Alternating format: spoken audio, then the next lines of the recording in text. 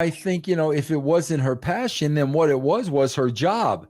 And she took great pride in her job. And bro, I think it's what EC3 said. Bro, you make good money. So in her case, like after 7 years, she probably looked at her bank account and said, you know what? We'll be okay if I don't continue to do this. Yeah, I mean, that's what probably happened.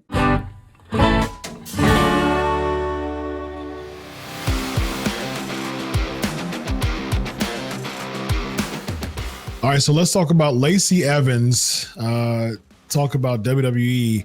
She said it was never her passion. What a way to say, what a way to, bounce back from trying to make it. But I did WWE for 7 years. It was never my passion. That was never a secret.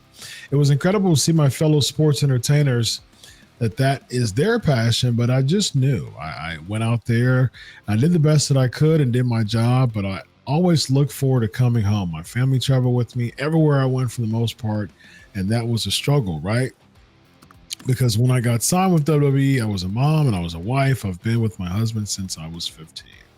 Now, Vince Russo, being the family man, you are an advocate of people putting family first.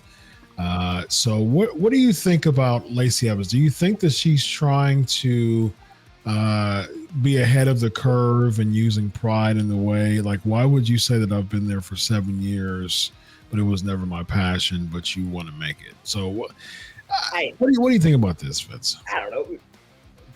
Go ahead, bro. Go ahead. Maybe she's just not it. Like I was around her. She's cool. Yeah.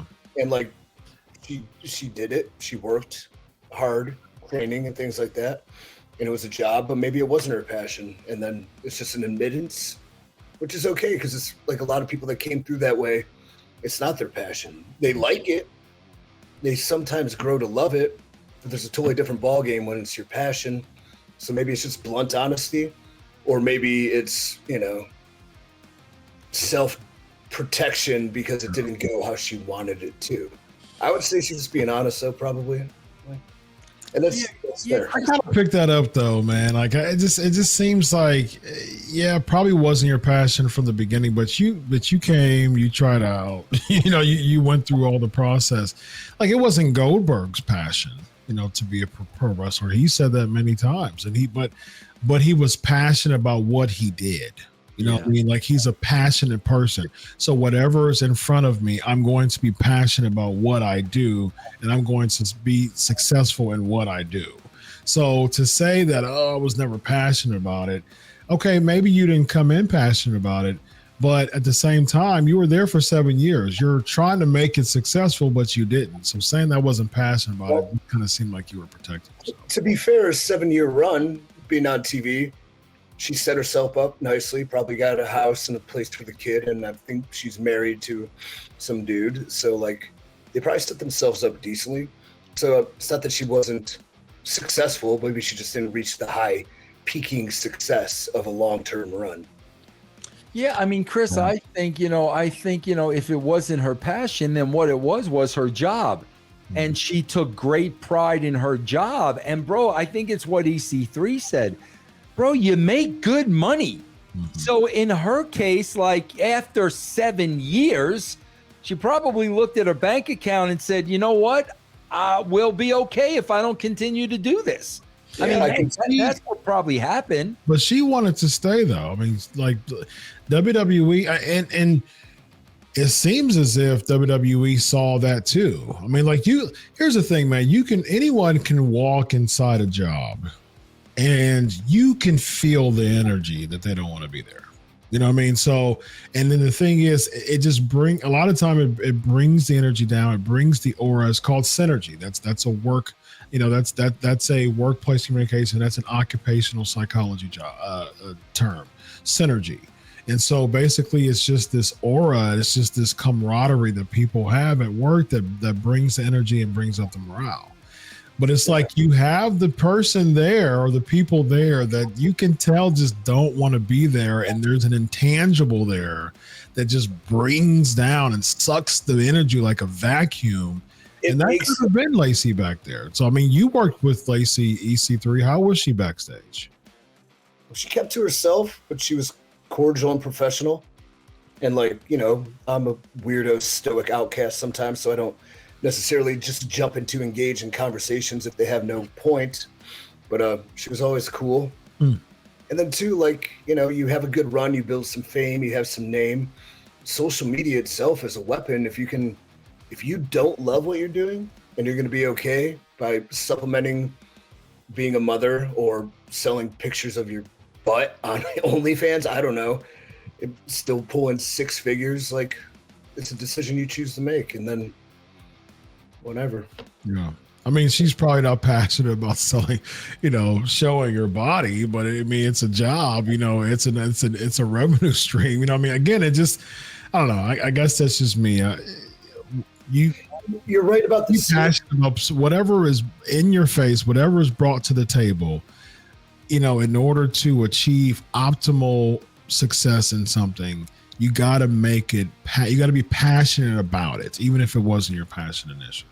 You're right about the synergy though, because like I don't have fun doing this if it's not with somebody that has passion, like Absolutely. A younger person, somebody kind of around my level, I guess, whatever. But like today, like with OVW, for example, you know, there's just these little intricacies of this long-term story I want to tell, and like by putting these little moments in, somebody with some passion, like I'm working. Jesse Goddard has some, and like Cal Hero has a ton of passion for this.